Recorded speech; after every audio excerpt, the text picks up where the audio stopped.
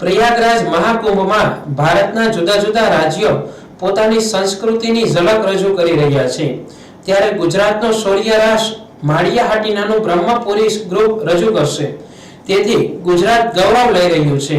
માળિયાહાટીનાનું Brahmapuri group મહાકુંભમાં 31 જાન્યુઆરીથી 2 ફેબ્રુઆરી સુધી કલાગ્રામમાં શૌર્યરાસ રજૂ કરશે। તલવાર રાસ અને લાઠી દાવ સાથે ગુજરાતી શૌર્યને પ્રદર્શિત કરશે। કેન્દ્ર સરકારના આમંત્રણ હેઠળ આ પ્રસ્તુતિ યોજાશે।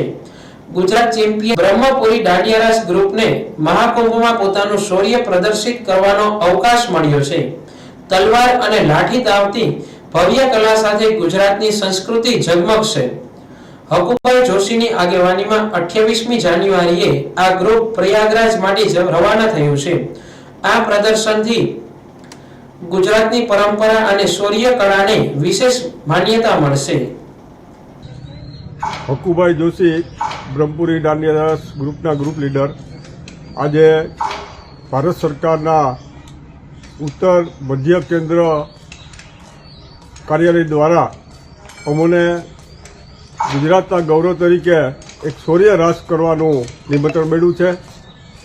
તો અત્યારે અમે પ્રયાગરાજ ખાતે મહાકુંભમાં મા નવદુર્ગાના આશીર્વાદથી પ્રસ્થાન કરી રહ્યા છે, ત્યારે મને કહેતા ખૂબ હર્ષ થાય છે કે આજે અમારી આ 55 વર્ષનું અસ્તિત્વ, આજે અમે 55 વર્ષમાં પ્રવેશ કર્યો છીએ અને મહાદેવના મહાકુંભ સંતો મંતોના દર્શન કરવાનો અમને જે ભગવાને મોકો આપ્યો છે, મા નવદુર્ગાએ આશીર્વાદ આપ્યા છે, તેનો અમને ખૂબ આનંદ છે।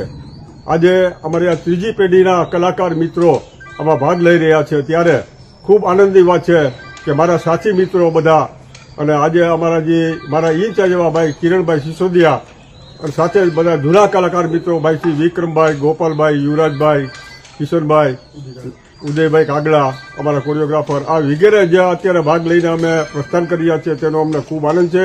અમે ગુજરાતને ગૌરવવંતું કરશું।